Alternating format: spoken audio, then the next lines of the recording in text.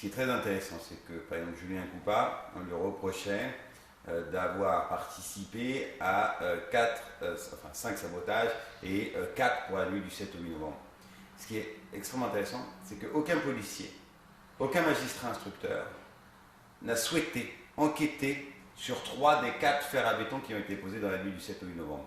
Ils ont refusé systématiquement tout acte d'investigation parce qu'ils savaient, ils avaient la certitude que dans l'hypothèse où ils remontaient aux personnes qui les avaient posées et que ces dernières n'avaient aucun lien avec Julien Coupat, ça les disculpait pour le 4e.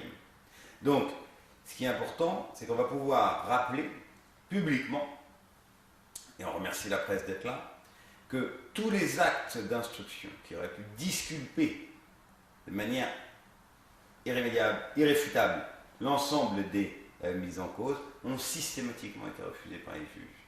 Les juges ont tout fait pour sauver la version policière, la version de l'enquête préliminaire, la présentation faite par l'avocat, le procureur de la République de l'époque, qui est aujourd'hui le premier avocat général à la Cour de cassation, qui est M. Marin.